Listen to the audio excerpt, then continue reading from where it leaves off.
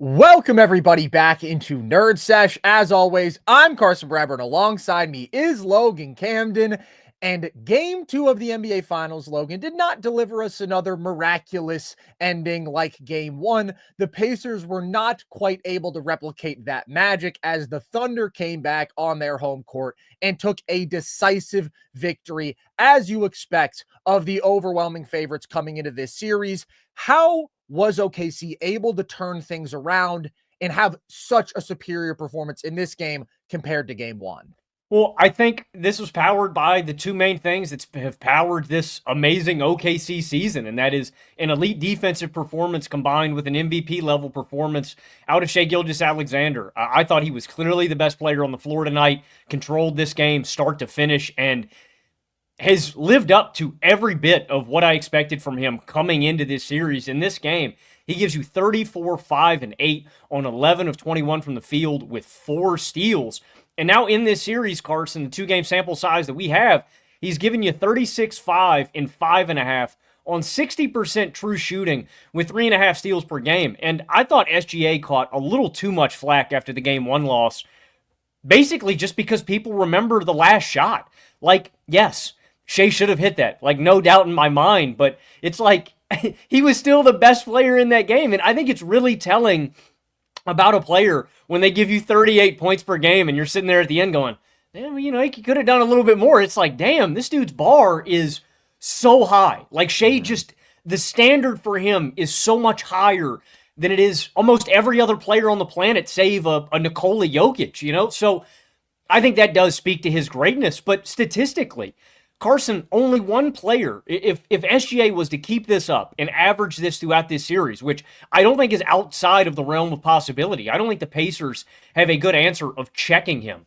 Can get through the lane at will, was knocking down every mid-range pull-up in this game. In this series, these 2 games, he's giving you 36, 5, and 5.5 on 60% true shooting. The only other player in NBA Finals history to average 35 a night with 5.5 assists per game or more on 60% true shooting is Michael Jordan. And I mean, I just think that speaks to the level that he's at and how great he has been in these first 2 games. And not only that, the thing I don't want to undersell about him, Carson, because we always talk about the scoring in isolation, the mid-range shooting, the ability to get to the line, all of these things that make him a special scorer. His playmaking was great in this one too, just consistently making great decisions, collapsing the defense, getting into the teeth. And I don't think the 8 assists in this game fully reflect how great of a playmaker he was. He gets some hockey assists in this game where he's making the initial drive where he kicks, and then if it's Hartenstein or whoever else making the extra pass where he doesn't even get the assist. I've just been so impressed with him, Carson. I think he's the biggest reason that OKC won this game, and he's been phenomenal through the first 2 games of this series.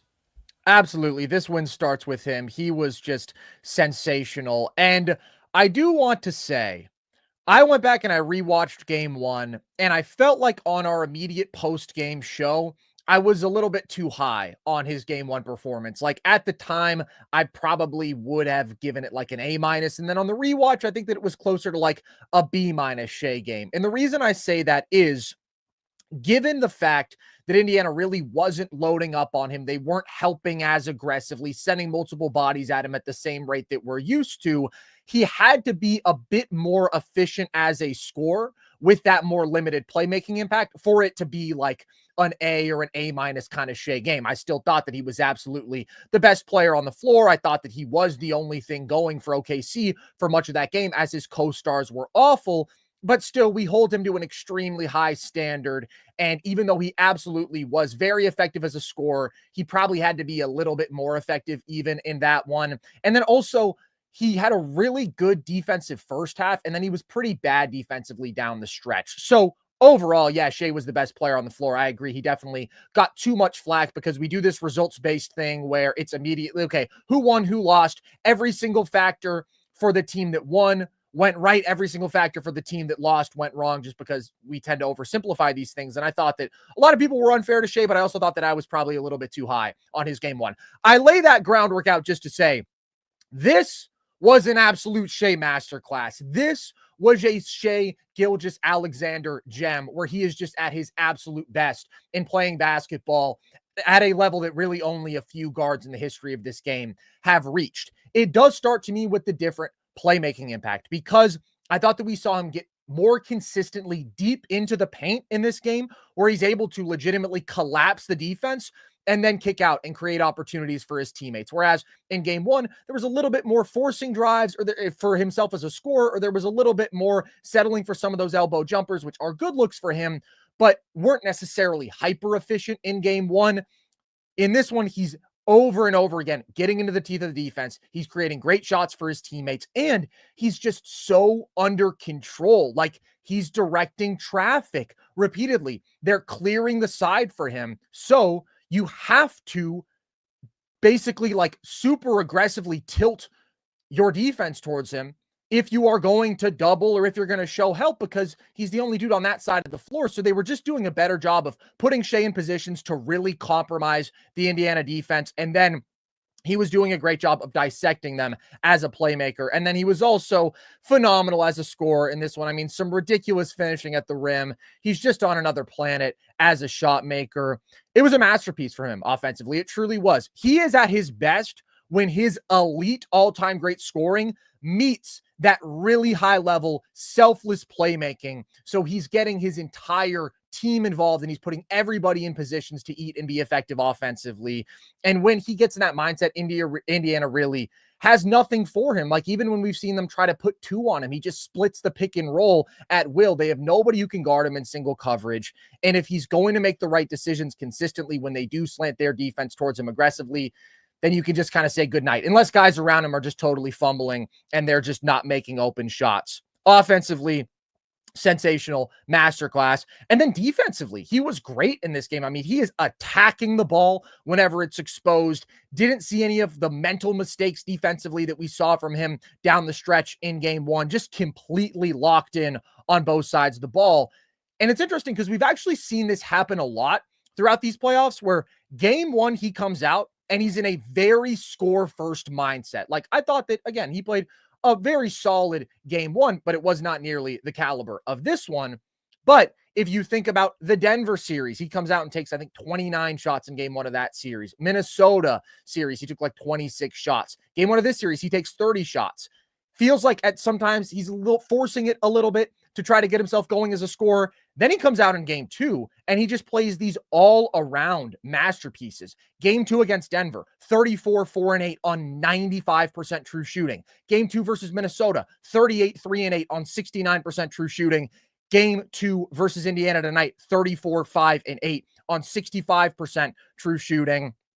I think it's incredibly impressive that this is a guy who, the deeper he gets into series, or at least once he has that initial game to figure out what he's seeing, he just gets better and he becomes the best, most complete, dominant version of himself. I think that that's a sign of a great basketball player. That's something that we see from so many greats in this game. They get better as the series goes along. And I think that we've seen that from Shai, and we saw it in this game. And OKC overall was just exceptional on both sides of the ball, man. And they're just too damn good. Like, it's nothing complicated. It's nothing radical. There's nothing surprising about this. They just played up to their potential as by far the best team in basketball. And their ability to respond as a team has been incredible. Like, I talk about Shai adjusting and improving, but coming off of losses, OKC is 5-0 with a plus 98 point differential in this postseason. And that's exactly what you want to see from the best team in basketball, from the favorite in all of these series, because everybody tries to doubt them at every little bump in the road, man. We saw this after game one. All of a sudden, it's Indiana's going to win this series. All of a sudden, it's OKC is a bunch of frauds. And they just continue to assert themselves as the best team in basketball in these critical moments, in these games where potentially the series could get really dangerous. Things could get out of control. They seize control. They did it against Denver. They did it in this one. Just an incredibly impressive basketball team. And they were on a completely different level from Indiana tonight. Yeah, that being said, I mean, Indiana did their job. They've already done their job. They stole one on the road. That's the first thing that you need to do. So I don't fault Indiana for not coming out as hot. But, I mean, Oklahoma City dominated this game. And I'm glad you bring that up. Carson, that was going to be my next point, is this team has been elite at responding all year long. We should not be surprised by the results. When you doubt them, they come back with a punch. JDub and Chet were far from elite in this game. I was really disappointed with JDub early, but you still get 34 points out of those guys. But to me, it's really the strength of this rotation and all of the role players. This was an elite defensive performance. They're so disciplined, man, and they just are so smart at defending space on the court and having guys in position. I thought early, and it points to at this game, they conceded a few corner threes that frustrated me, but I mean, for the most part, are just forcing turnovers all over. In transition, not letting guys get comfortable, speeding Indiana up, making them uncomfortable, and shutting down Tyrese Haliburton. Now, I think that's a double-edged sword. I think how they were defending him affected him, but I also thought Haliburton just needed to be more aggressive early in this game. But we'll talk a little bit more in depth.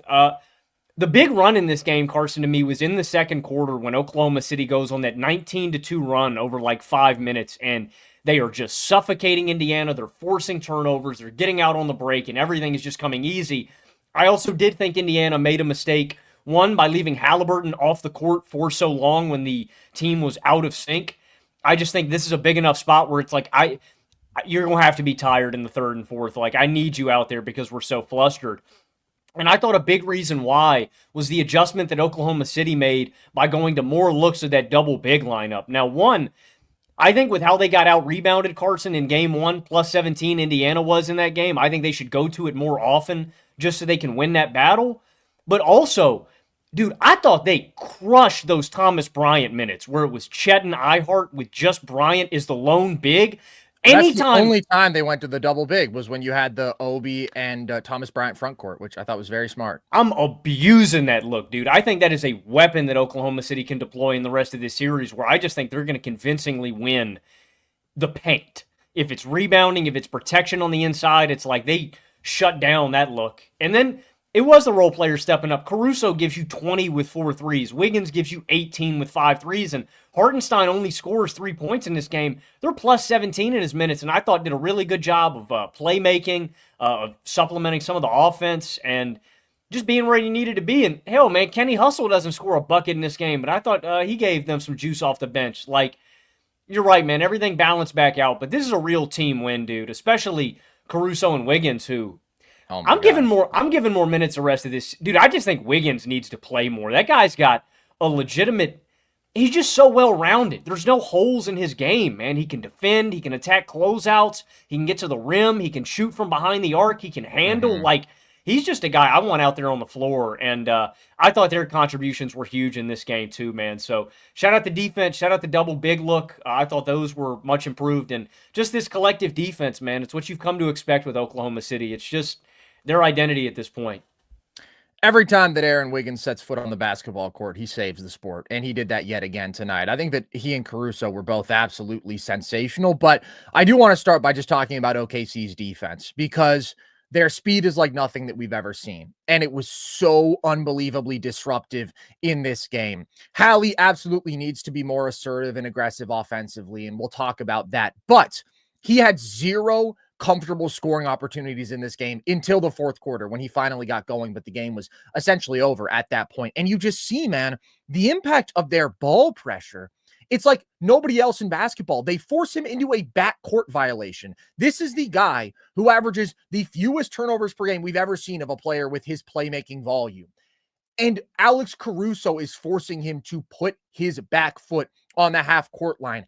Jalen Williams comes up and pressures the ball, and Hallie just hesitates, and he shuffles his feet, and he travels. Like, they do stuff to you that nobody else does, and they just took him out of the game for most of the night, and that's the best thing you can do to Hallie. It's very rare that you're going to force him into like a super inefficient kind of clunker. It's much more likely that you just really limit his involvement in the offense, and you make him unsure of his opportunities, because he actually forced a couple of shots. I mean, he was 1 of 5, like, kind of deep into this game.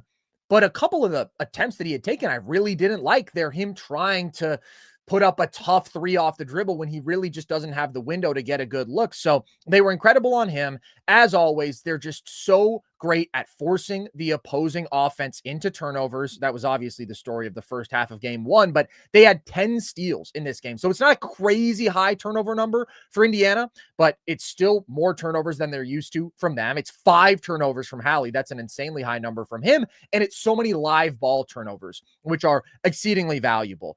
And then again, with that collective speed, like they're just able to rotate like hell, recover to the corners. I thought that they did do a better job of limiting some of those corner threes in this one. And I also thought that they were a little bit less aggressive with their help. This OKC defense is always going to be aggressive fundamentally. That's who they are. And they're better at being aggressive than anybody else because their speed allows them to make plays that nobody else can. It allows them to recover at a level nobody else can. But I thought that they struck a little bit of a better balance where you're not letting up an abundance of good corner three looks. And then again, even when like Indiana did get the ball to the corners, they're rotating out, they're making those shots more difficult. I thought that Chet was incredible protecting the paint in this game. I also thought that he was great defending off of a couple of switches. They made it really hard to post up mismatches for a Pascal Siakam. They forced a number of turnovers like that. Like, with their speed, they just erase windows that offenses are used to being there. And I thought that they really took away the decisiveness that Indiana's offense was able to find in the second half of game one, where they were making quicker decisions. They were confidently taking the shots when they were there. They were aware of the brevity of every window. And in this one, they were just looking out of sorts. They were uncomfortable. They were uncertain. That's what the OKC defense does to you. And one of the most impressive things, Logan, I mean, there's a couple of areas in which OKC's defense just deserves an A+, because 3 of the 4 halves that they've played defensively in this series so far have been outstanding. The turnover numbers they're forcing are crazy because of how good Indiana normally is at protecting the basketball. But the transition defense, we are 2 games into this series. Indiana has 27 total transition points. They came into this series averaging 26 transition points per game in the playoffs. These are by far their 2 lowest scoring transition games in the postseason. That's huge, man. You take away that ability to manufacture easy offense that they do at the highest level in basketball, and you force them to play in the half court and score on the best half court defense in basketball, and you make life so much harder on them. I really thought that OKC executed up to their potential defensively, and that potential is one of the greatest defenses we've ever seen. I want to talk more about Caruso. I want to talk more about Aaron Wiggins, and we will on the other side of a quick break for some words from our friends at OddsJam. Look at these results. People are making free money. They're making thousands every month betting on sports completely risk-free. The secret? They're using OddsJam. OddsJam isn't just another betting app. It's turning the entire system in your favor. Here's how. OddsJam uses a strategy called arbitrage, finding odds differences across sportsbooks. You bet both sides, and no matter the outcome, you will profit. Here's an example. If you put $500 on Boise State to win on FanDuel and $335 on their opponent, San Francisco, on DraftKings, you're guaranteed to make $50, win or lose. It's that simple. And with the OddsJam mobile app, you'll get real-time alerts on these opportunities every day. People are making thousands monthly, and to get you started, use code NERD35 for 35% off and a 7-day free trial. I guarantee you'll profit during the trial, and if you don't, cancel with 1 click, no questions asked. Don't leave money on the table. Go to oddsjam.com, use code NERD35, and start making money the smart way. Alex Caruso, Logan, he's pretty clearly OKC's 4th best player, right? You would agree with that? Yeah. I mean, it's between him and Hardenstein. Yeah, I think that Caruso's better. I think that the just absolutely destructive defensive impact, I think the playmaking feel, I think the cutting, I think the shooting, he's just so matchup proof is what I would say. Like, he can fill so many roles for you defensively and even offensively. Whereas Hartenstein, there are matchups in which I don't want him playing as many minutes. I worry a little bit more about his slow-footedness. I want to have that 5-out option. There's never a matchup, there's never a series where I don't want Alex Caruso on the floor for 28 plus minutes, and I don't want him closing for me. And I just know he's going to make that elite impact every single matchup. And he did it again tonight. Just incredible. 4 threes in this game. Been OKC's best shooter throughout these playoffs, been their most confident shooter. And that was a huge thing because Shai was making all the right plays as a passer, right? He's getting into the teeth of the defense, but the guys around him have to knock down those threes. That was a question. In the first couple rounds of these playoffs, they were inconsistent there. They shoot 39% from deep, and Caruso and Aaron Wiggins are really the biggest part of that. They were both phenomenal shooting off the catch, but then also, like, Aaron Wiggins has a sexy drive in this game. Caruso, phenomenal cutting, pushing in transition, 38 points between those guys with incredible efficiency. Like, it's such a special aspect of this OKC team, which is truly one of the deepest we've ever seen. And obviously, the Pacers are also extremely deep. But the difference was getting elite contributions like that from two bench guys for OKC. Benedict Mathurin, right, had a good scoring stretch in the fourth quarter, but the level you're getting from Caruso and Aaron Wiggins was just something else. Yeah, I mean, I think Wiggins is the best value contract in basketball. Like bang for your buck. Like, I don't know if there's a better deal in the league today. I mean, what is it? 4 years, 36 million or something? And again, what's so ridiculous is Oklahoma City will have games this season where he doesn't step foot on the floor. You know what I mean? Yeah. Like, he is garnish. He's icing on the cake in some games for Oklahoma City, but he's a damn good basketball player. Caruso is matchup proof, and he brings that veteran presence. I was just sitting here thinking about all the jackasses that said that they lost the Josh Giddey trade with Chicago, and I'm sitting there going, dude, I mean, like, their impact on winning, it's not even comparable. Like, and the way he fits, like, when you have got a infrastructure like Oklahoma City does, they've got so many of those guys that fit that bill, Carson, where they probably could produce more volume on other teams, but this is a perfect role for them. And I feel that way about Caruso, about Wiggins, and about Case and Wallace. All of those guys, great shooters, great defenders, situationally aware, always going to be in the right spot. They can handle a little bit, like they're versatile. But specifically in this matchup, Carson, I am playing more Caruso, and I think I'm just going to play more shooters in a specific lineup. I think Oklahoma City has the personnel where they can abuse some of the shortcomings in specific Indiana lineups.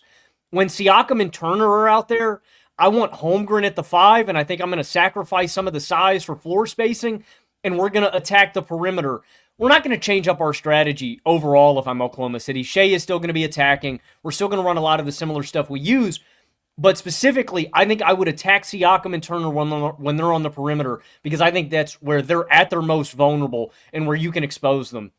Siakam, I just don't think is a good perimeter defender, defending closeouts, getting out there. He just looks uncomfortable. I feel the same way about Turner for the most part. And then, like we were talking about earlier, those lineups against Thomas Bryant, I'm rolling with Hardenstein where I think he can convincingly win that matchup one-on-one. And I'm probably running Holmgren a lot at that 4, and we're just going to out-rebound you in those minutes. And I'm not as concerned about them shooting, spacing the floor, because it's like, all right, man, well, if Obi Toppin and Thomas Bryant are going to be hitting threes, I'm going to live with that if I'm the defense. So that is one of the elite strengths that I don't want to undersell about this Oklahoma City team.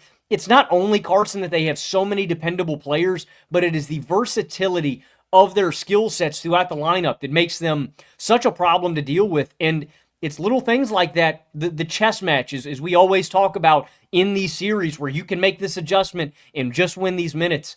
I think, one, I just want to give a ton of credit to Dagnault for pulling those levers in today's game. I thought he pulled all the right ones, played the right guys, and everybody that he called on delivered in this one. But specifically, I think they have those advantages with the skill sets of these role players. No, I really love the rotation that Dagnault went with tonight. I mean, you basically play 8 dudes 20-plus minutes, and then you get a sprinkling of Kenrich Williams, you get a sprinkling of Isaiah Joe. But I said coming into the series, if you're trying to go for that more offensively slanted role player who's deeper in the bench, I prefer Aaron Wiggins to Isaiah Joe. And the reason for that is basically just that I think Isaiah Joe can be hunted defensively in a way that Aaron Wiggins cannot. But Aaron Wiggins had a phenomenal offensive game in this one. I mean, that's where he really makes his impact, and that's where he is so skilled as a driver, as a shooter, just incredibly confident too. Never once have I looked at him in any of these big moments. I mean, you think about what he did in Game 4 versus Denver, when he comes in and it's him and Case and Wallace late in that third quarter, knocking down a bunch of big threes off the catch. Like, so many young players for this OKC team who just are beyond their years in terms of their maturity and their willingness to take on these big moments and take on big roles. But I really thought that Dagnault played the right guys. We saw him get a little bit too experimental in Game 1 for my liking. There were a couple things where you get some AJ Mitchell minutes, and they end up closing without a big on the floor. But I did like how they used the double big minutes in this game. I have been very adamant about the fact that OKC's starting 5 in this series should be Chet at the 5. It's been their most effective look throughout the playoffs. I think that in this matchup, defensively, you want to be as fast as possible, as switchable as possible. We saw in game one, Indiana have some success targeting Isaiah Hartenstein. Defensively, we saw it in the regular season. You just don't want to be slow-footed against them. You want to be fast, versatile, able to rotate with great speed, able to switch. Chet at the 5 gives you that. And he's at his best offensively at the 5. But I think that it was very smart and very crafty how Dagnault was able to, as you said, exploit an Indiana big look that isn't going to punish you as much with their skill in shooting when it's Obi and Thomas Bryant. And also, it's a bad rebounding front court. And so you get Hartenstein out there and you're able to dictate the glass, which is what he does best. So his minutes have been good, man. His minutes have been good in this series. He has his playmaking impact in this one, spotting cutters, running handoffs and whatnot. And then he's fantastic on the glass. Really smart. It's still only a handful of minutes that we see the double big stuff. And that's how it should be. It was so mind-numbing to me how many people in game one and after game one were like, oh, this is an advantage for Indiana because they made OKC blink first. They made them change their lineup. It's like, dude, OKC has insane lineup versatility for a reason, man. They're not signed to starting the same 5 guys every game. Chet was shitting his pants too. It's like, bro, there's a reason those guys weren't closing the game. Yeah, well, Chet played terribly, so that obviously hindered the effectiveness of the lineup with Chet at the 5 because Chet was just bad in his minutes, but it was very clearly the right strategic decision to go with Chet at the 5. If you watch the regular season, if you think critically about this matchup, and I saw so many people who are acting like that was the problem in game one or something when it actually made total sense. And I was really happy that Dagnault did it. Thank God he stuck with it in this one. I don't even understand why it was a point of conversation, but some people were like, oh, do they go back to the double big? No, not for your starting lineup. But a sprinkling 5 minutes against that specific Indiana bench big lineup. I do like them going double big. I also do want to give credit to Chet Holmgren because I thought that he played a really good basketball game. I mean, the first half, I thought he was dominant. And then he wasn't as impactful in the second half. But like always with him, you look at the box score and it doesn't really tell the story because the impact is always going to be defensive first and foremost. And I thought that he was sensational defensively, protecting the hell out of the rim, getting back in transition, just so fast there. He had a couple possessions where he clamped Siakam off a switch. He clamped Tyrese Haliburton off a switch. And then his offense really was going early in this one. He was shooting confidently off the catch, knocking down jump shots, which is always big. And he actually was able to weaponize his quickness and beat Miles Turner off the bounce a couple times, which we talked about being his big potential advantage in this series. So he was really good. JDub could have shot better from deep, but he was more consistently getting into the paint in this game. That led to him taking 9 free throws, getting to the line a bunch. So, no, it wasn't like a masterclass from those two, but you don't need that. Like, when these dudes have been good, the Thunder have won basically every game. When they've been bad, that's when the Thunder have been vulnerable. That's when they've lost. It's been a very clear through line in this entire postseason. And as I said after game one, if Chet and JDub get their heads out of their asses, because their heads were deep in their own asses in game one. I mean, they were bad. OKC wins this series, and they've got just clearly more talent, and they've got clearly more margin. And those guys did what they needed to for OKC to win this game. They did, yeah. I'm really disappointed with JDub. I'm not going to lie to you through 2 games. Just overall, you always get, the defensive impact with JDub, but offensively, I thought he was high, Carson, in the first half, man. I didn't know what the hell was going on, dude. The first quarter, he was out of control. Just bad drives, turnover, getting blocked by Hallie when he's driving into traffic. For lack of a better term, like he looked scared. He was just out of control. I mean, it felt like he was forcing himself on the game, but I thought he settled down after that. I thought that he'd get to some better shots after that first quarter. But yes, he definitely came out in a funk. And also, he didn't shoot super well off the catch. Right. He had some good looks from 3 off of Shai, drawing extra defensive attention that he didn't make. So I don't want to come out here and do the thing where I was talking about earlier. OKC wins, so everything went right for them. I agree. JDub can be better offensively, but he was better offensively than he was in game one. He improved offensively after the first quarter in this game. And really, Chet, I thought, just had a massive turnaround because game one was his worst game of the postseason, which was so disappointing because I thought this was such a good matchup, and I thought that he was quite good tonight. In fact, I probably would have liked to see him even more. Hartenstein gave you good minutes. I still think the defense is markedly better with Chet at the 5. I see the value of Hartenstein, but I'd like to see more than 28 Chet minutes going forward. Yeah, I tend to agree. But you're right. They looked more composed. They looked under more control. And RJ kind of beat it like a dead horse on the broadcast, talking about them playing slower. But I do think he's right. And I thought you saw Chet take his time more and was more confident. And again, that's a big key to me. And I want to give Shai credit too, Carson, for strangling the pace in this game. I think that's something that Indiana does. They had was it a 10-0 run, Carson, in the second quarter? He goes from like 52 to 29 to 52 to 39 in the blink of an eye. And I thought OKC did a much better job of not letting runs like that happen. And obviously they were better on both sides of the court, but I do think a component of that is not taking a lot of shots early in the shot clock, really working the ball, and taking your time.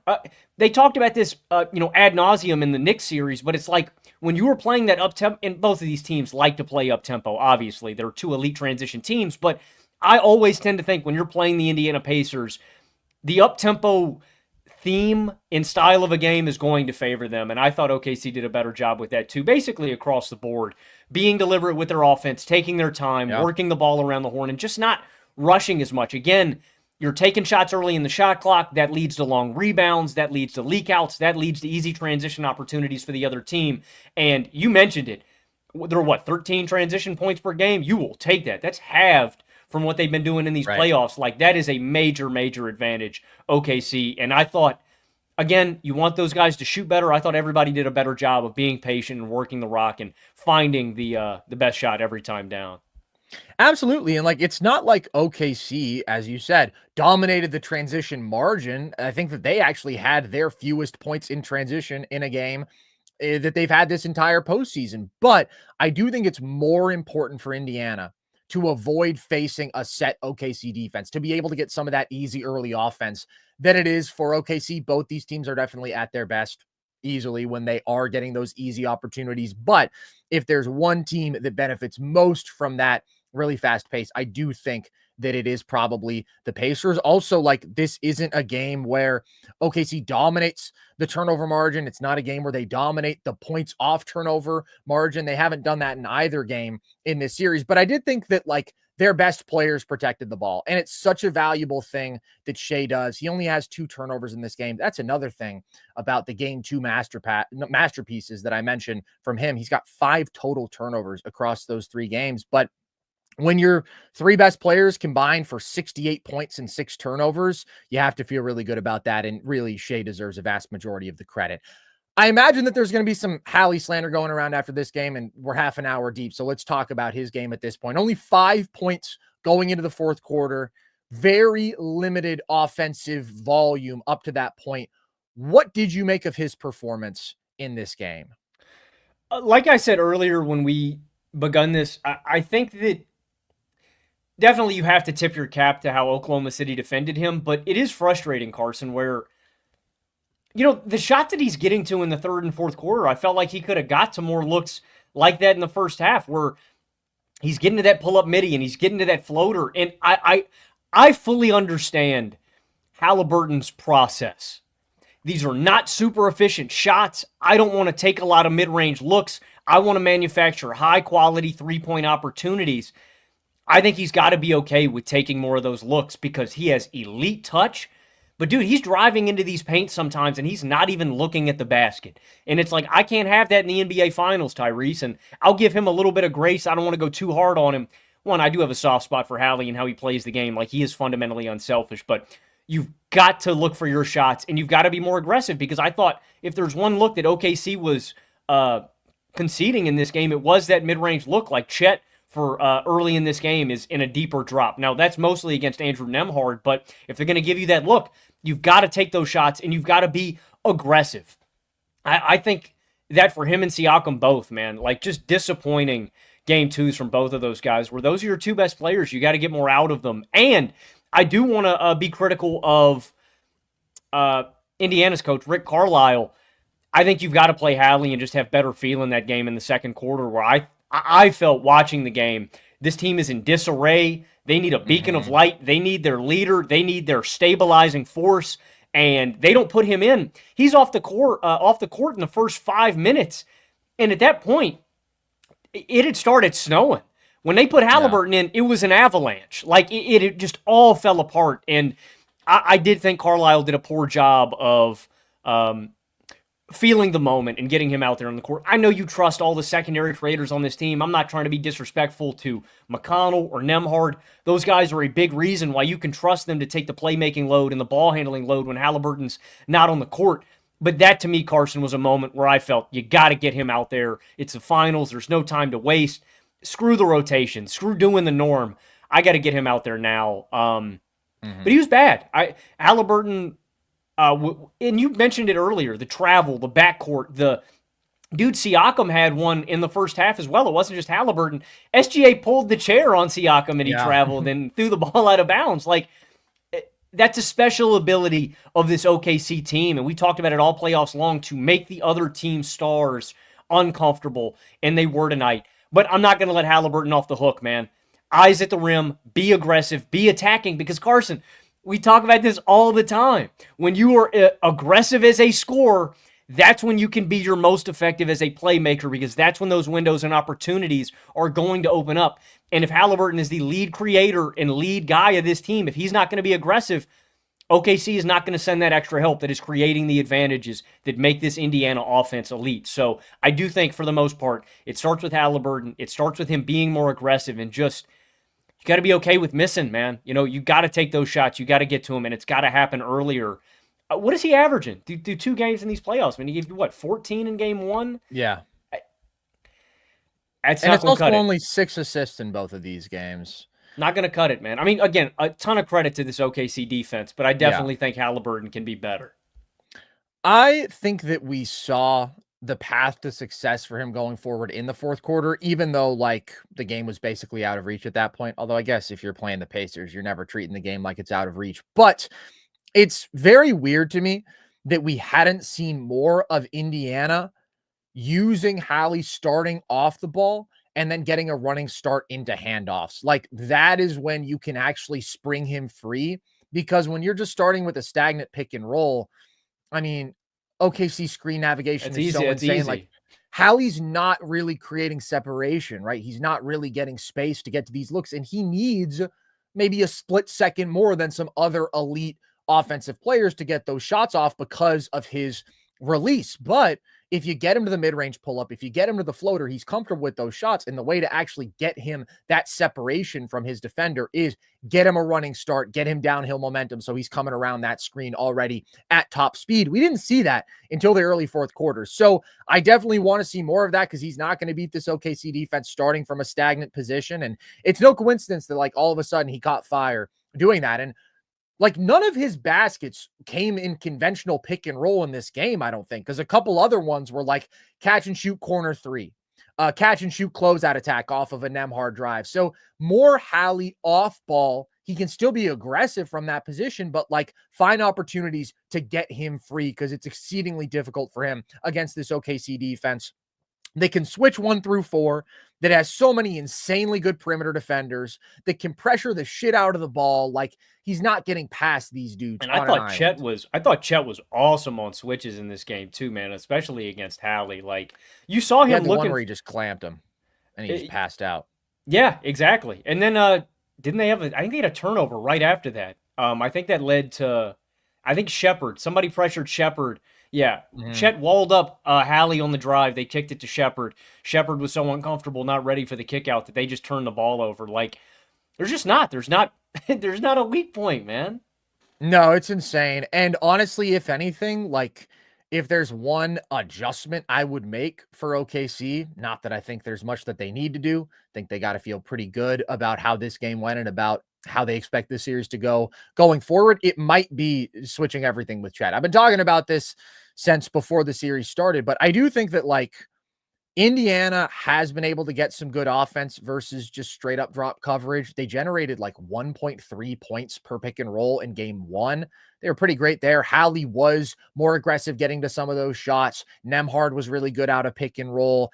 That is an issue with Hartenstein, that you're confined to drop coverage. With Chet, you have that ability to switch. And yeah, I do think that he can definitely hold up on Hallie. I mean, Hallie hasn't scored on him off a switch. Hallie hasn't created a good shot by getting by Chet or by creating space against Chet. The only way that in game one, he was able to punish any of those switches was by like finding another guy who had a mismatch. Miles Turner, right, gets a deep seal because he's got a guard switched onto him now. But again, things are going pretty great for OKC defensively, and they did a really good job on Hallie. And it is frustrating. It's not surprising, right? We knew that this was going to be the hardest matchup possible for him, but he has to be able to at least create that initial penetration. It doesn't always have to be to score. He has to be getting into the teeth of the defense. And when he has an opportunity against drop coverage, he has to look to be a scorer because he's great from floater range. He's great from mid-range. Those are realistically the best looks that he's going to get on average in this series. And when you hesitate, the window closes against this OKC defense. They're just too damn fast. So I want to see him more aggressive as a scorer. I want to see them doing, again, more with him off ball, flowing into handoffs, more double drags, like just more things to create space for the guy because he's not going to be able to do it himself in this matchup. And it's a very disappointing first half from him. But this is the Thunder reality, man. This is what they do to stars. They dramatically reduce your volume. They reduce your efficiency. They force you into more turnovers. We've seen it against every single team, every single star they faced in this postseason. And Siakam goes through the same thing tonight, right? He goes 3 of 11 from the field. He's able to get to the line some, but there are some possessions where like Caruso is pressuring him out on the perimeter and forcing him into tough shots. Again, they're struggling to get him the ball to post up mismatches. He had some good drives where he drew fouls. He had some impact on the offensive glass, but 15 points, 3 of 11 from the field. It's a rough game for both of the Pacers stars, which is just what you expect against OKC. This is what they do. And that really took the entire Indiana offense out of rhythm. The one guy who I thought was consistently giving them good juice was Miles Turner in the pick and pop game. Even though he only makes 1 3, he left some meat on the bone. He missed a couple of good looks off the pop, but he's able to get to some of those short mid-range looks off the pop too. And that was like the easiest offense they got today. You know, Aaron Nesmith shot well too, but that Miles Turner pick and pop game, I do think is like bread and butter stuff that they can kind of spam when OKC's playing drop. And it's a pretty good look every time down. Also, I mean, Turner has a bucket on Chet, too, where he goes at his chest, and I think Indiana's collective has had some good finishes over him. Nesmith is the guy I'm going to continue to feed, dude. Nesmith has some of the most, like, pillowy, soft touch I've ever seen from deep. What do you mean by feed? Like, are you running stuff for him? What, Turner? No, Nesmith. You said he's the guy you're going to continue to Nesmith? feed. No, I mean, he's spotting up. I'm just telling him every time you touch the ball and have a window, put that thing up, man. Like, I think he knows. He shoots that shit. And adjustments-wise, like, that's the one thing I'm not going away from if I'm Indiana. Shoot as many threes as possible. I think, and they're getting a lot of good corner looks. They're leaving McConnell open. Nembhard had some good ones. They just don't capitalize on all of them. Like, that's the one area where I've been really satisfied with Indiana is their ability to manufacture threes at a high level. You were talking about what they do with Haliburton off ball. I think I'm going to run more stuff. Like you said, DHOs with Turner at the top of the key where he's initiating and I can just get the big man out of the paint and open up that space on the interior. And I trust Turner. You know, he's not a great playmaker, but I trust him to make simple decisions to get the offense started. I'm going to run more minutes with Hallie, with another guard that can run offense. They obviously do this a lot with their guards with Nembhard when he's sharing the floor, but I wouldn't mind some McConnell-Haliburton overlap or something like that and letting him get downhill and try to get into the teeth of the defense. But, you know, it's not going to be easy. Like, one of the things is just Siakam has to get going. And, like, that's something that I just don't know if I can just pencil in because he's facing Dort. He's facing Caruso. He's facing, like... You can't pencil anything in against this OKC defense. Like, nobody, especially your stars, produce up to their normal standard. Every single game, they are going to struggle more than usual. It's going to be harder. They have to rise above to a really high level to get to, like, anything close to their normal numbers. It's just unbelievable what OKC does to teams. The one tangible thing that I think they have to do better, and I was really disappointed with Carlisle in this game, was the double big look. Like, I get that your front court depth is atrocious and you have to play a Thomas Bryant or a Tony Bradley. Like, you're kind of just going to get your ass kicked in those minutes. But I don't know, man. I'm telling Siakam and Turner to suck it up. Like, I need you guys. I need y'all to get back out there and fight. Yeah, or even just go like Obi at the 5. Like, I understand that there's the threat of you just I don't know. I mean, you're getting on the boards. It's yeah. he goes You're getting double big. demolished on the glass. At least you have an advantage, which is like we're true Mhm. 5 out, we're fast, and I understand that Thomas Bryant shoots 40%. You're saying at least He's spread not the them out level and of perimeter threat. put Hardenstein on the perimeter or something. That's Open what up I'm the saying. floor. That's what I'm saying. Try to have a speed perimeter skill advantage. There has to be something that you're doing better than them. It would be great if Siakam could just play like 38 minutes. This is just not something that the Pacers do, but I do think that like he has been able to, in the limited minutes that we've seen in this series, hold down the 5 pretty well. Now that's been going up against OKC small ball looks, not against their double big look, that's for sure. But like he's been protecting the rim well, he's been good on the glass, and obviously he's an offensive weapon out in space. Thomas Bryant minutes were. I was going to say, rough. what do you think about less Thomas Bryant, more Jarris Walker if he's ready to go? Yeah, I'd love to see more Jarris Walker. I definitely think he's an interesting piece for them to introduce. You're really small, but I think I'd rather see it. I think I'd rather have the defensive versatility, if nothing else. I think that could be interesting. Thomas Bryant, for the most part, when he's not hitting threes, is kind of a zero. Yeah, there's really nothing that he's just doing in this well. matchup. I mean, he got switched onto Shai a Mm-hmm. couple times too, and I was like, oh dear God, cover your eyes. I don't know. I think Shai actually missed like a step back 3 that he got against him, but he's going to get whatever he wants when Thomas Bryant is on the floor. Shai's just going to get whatever he wants, period, in this matchup. That's the concern. When you look at adjustments for Indiana, is there anything that you change? What the hell are you trying to do to give any sort of difficulty to Shai in this series? He's going to say pray. Yes. Mm-hmm.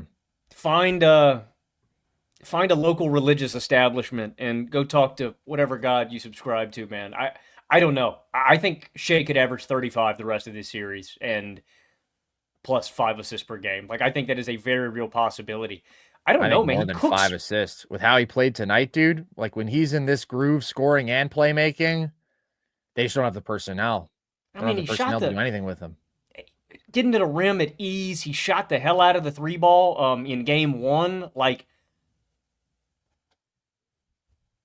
I don't know, man. I don't know. I don't know. Nembhard, I think, has done as best as he can. I guess I'm just going to try to limit the switches, I guess, is my goal with Indiana, is have Nesmith and Nembhard as much as possible, because I think he's going to fry Siakam. He's going to fry Turner. He kills all those switches, but he's the best scorer in the game, man. I don't know what you do with that guy. He was frying everybody tonight, and he looks like you said, dude, he's in such a groove right now. Like, he just seems like he's hit his stride at the perfect time and is just getting better. He's a fine wine, man.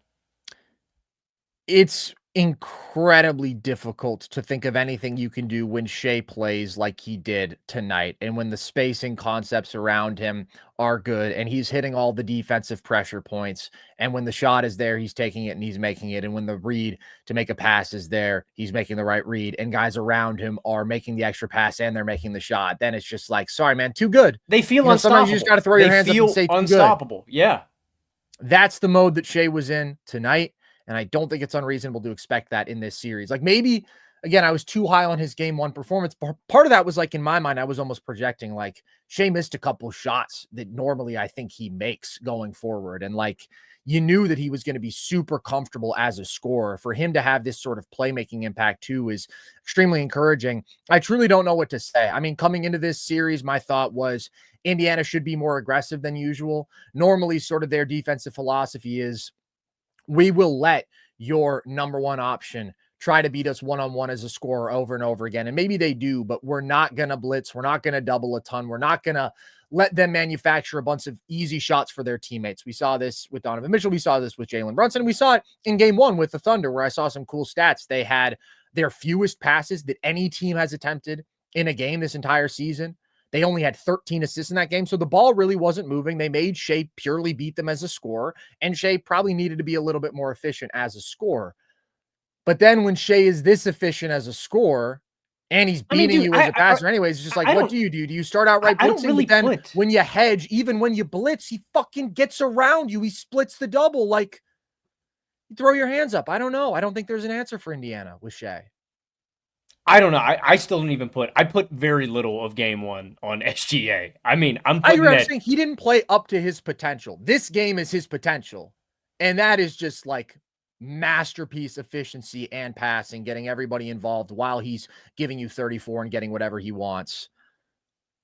It's just kind of ridiculous to me, dude. I think it really puts in perspective when people are disappointed with a 38-point performance in game one of the NBA Finals, and we're talking about how he could have been better. Like, I just think that in of itself speaks to his greatness as a player. No, I agree. And I would not use the word disappointed. Like I said, I thought it was like a B- game. I thought within the context of what everybody around him was doing offensively, it was an impressive scoring performance, but I just think there were some things on the margins that he could have done better, and he did all of them better in this one. Yeah, I just don't know. I guess I would say that I'm loading up on him even more. I'm being even selling more out. aggressive. I'm selling out. Yeah. Dude, somebody needs to go play nasty and hit him one time, man. I said it before the series. I know that's your take. Gotta it's hard. They're also doing such a great job of bringing Hallie into the action and making him defend. Whew. It's a tough problem. I think it's kind of an unsolvable problem given their personnel. But I would like to see them probably mix in more zone, probably get even more aggressive with Shai, probably blitz pick and roll some more, but I thought they did a really good job playing off of Shai drawing extra defensive attention in this one. I just don't think that you can let him get to his spots every single time as a scorer, but it's hard because also he's harder to keep from his spots than anybody else because his spot can be a 15-footer and he's still super comfortable and efficient from there. I don't think there's any stopping him. And this is just like kind of a theme for Indiana, I guess. When OKC plays up to their potential, Indiana really can't do anything, right? When they are this great offensively, and that starts with Shai, but it's also guys around him making the right plays. And when they're this great defensively, Indiana can't meet that level. Nobody can meet OKC's ceiling. For Indiana to win, they need to shoot really well from three offensively. And I think that they probably need Chet and JDub to really struggle. And those two things happened in game one. And they got away with a 1-point victory that they led for 0.3 seconds. I mean, they would just need to be at such a ridiculously high level in the half court because of how Oklahoma City can just neutralize their biggest strengths. They can take Haliburton out. They can take Siakam out, and they take away the transition offense. That's everything easy. That means every bit of offense that you're generating is like, it's excruciating. It's just super hard. And yeah.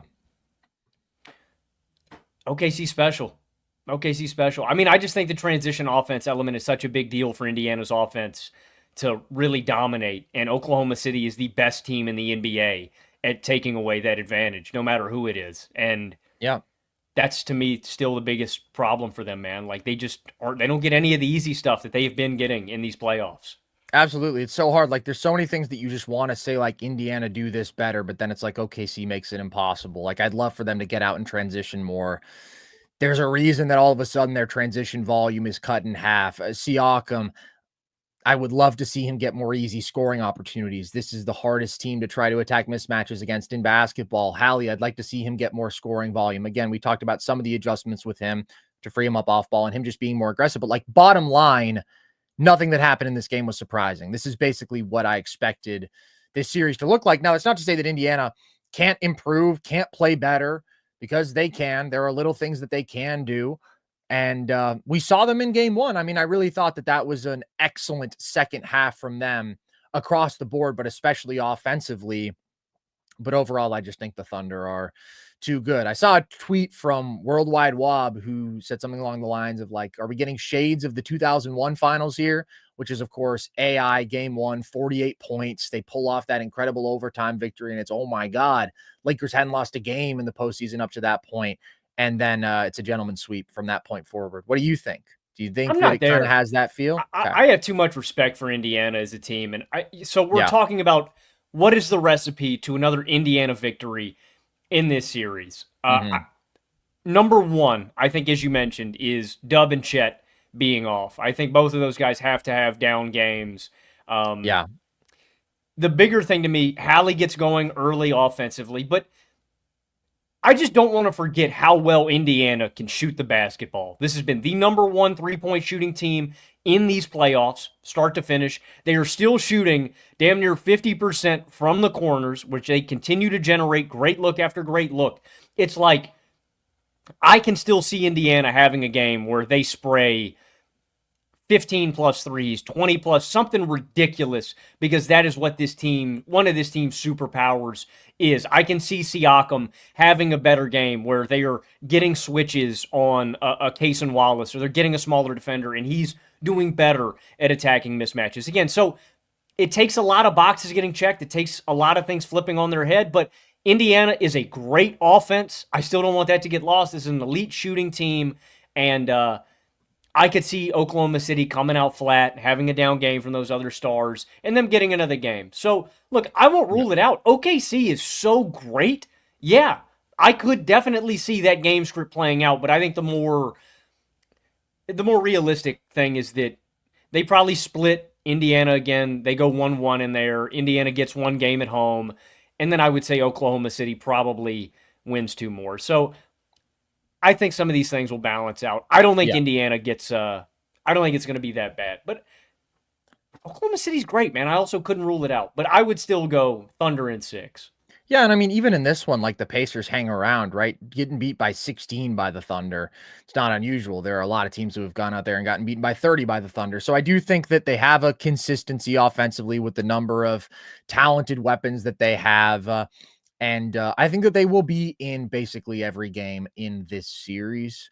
I'm inclined to say. I'm just going to stick with what I said before the series, what I said after game 1. I think it's Thunder in 6. I think Indiana is too good probably to not get another game. They stole game 1. That was huge to keep them alive in this series. And now I think that there probably is another Chet and JDub letdown. That's really what I look at. And there probably is a great Indiana shooting game. And Hallie can play better than he did today for sure. The thing that I look at is just like when you have an all-time great offensive engine and you have an all-time great defense and you have incredible depth, it's basically impossible to beat you 4 out of 7. And that's just where I'm at with OKC. That's the level Shai was at in this game. That's the level the defense was at. And that's what I just expect to continue to translate throughout the duration of this series. We have only one super chat. No questions from the people. If you want to ask any questions, get them in real quick. Surge Vortex says, super chat to fund a new athletics hat for Logan. Why, Logan? I think it's a beautiful brim you got there. I'll get on it. It's the country brim, guys. I've been bending my hats like this, but I will get a new one. I will put this towards it. We'll get a new one, and I won't fuck the brim up. How about that? $2 for a hat. That's a nice hat. You're making progress. We're making progress. I'll get it. Yeah. Well, thank you, Surge Vortex. Lord knows that Logan desperately needs that. Great day in sports. I don't know if anybody watched the French Open final today, but holy crap, that was an amazing match. One of the best sporting events I've probably ever watched in my life. And then we got to watch some NBA finals. Bummer that we got 2 days off before game 3, but we'll see who comes back with the fire in their belly. I think that Indiana's going to come back with some fire in that belly of theirs. I think that they throw a better punch in game 3 than they did tonight. But OKC is not a team that I expect to let up. That is something that's great about both these teams. They're both elite competitors. They're both very proud teams who want to prove something every time they set foot on the floor. That's what we saw from OKC tonight, but it's not going to be a steamrolling the rest of the way. OKC is definitely the better team, but Indiana is going to continue to make them work. That's what they do. Yeah, both of these teams are great at going on runs. Again, I don't want to just gloss over that run in the second quarter. OKC goes on the 19-2 run, builds up a 20-plus point lead, but Indiana rattled off a 10-0 run in, like just over I think a minute and a half. It's like Indiana can answer. They're not going to take this going down, and you should never feel safe or comfortable when you're playing the Indiana Pacers. No, I think that we have learned that lesson many times over. In fact, I just made a video breaking down how they're on the best clutch run in a postseason that we've ever seen. They didn't get to the clutch in this one, but if they do, there's nobody who's better in the clutch. That being said, you have to go through Shai Gilgeous-Alexander on the other side. He's got a hell of a ability to put you away with his scoring in the clutch. But as a collective, the Pacers are doing things that we've never seen before. So if you want to watch that video, maybe you're a Pacers fan, you want to wash the taste of this loss out of your mouth and relive the glory days of game 1, you can do so on our YouTube channel, where you can find all of our full episodes as well. You can join us for all of our post-game live streams. Of course, you can also listen to all of those shows across all audio platforms, and you can follow us across social, TikTok and Instagram at NerdSesh, Twitter at @nerd_sesh. You can also join our Discord if you want. That is linked at the link tree across our social media bios. So with that, as always, appreciate you guys very much. Hope you enjoyed the basketball and hope you enjoyed the show. I've been Carson Breber. I've been Logan Camden. And this was Nerd Sesh.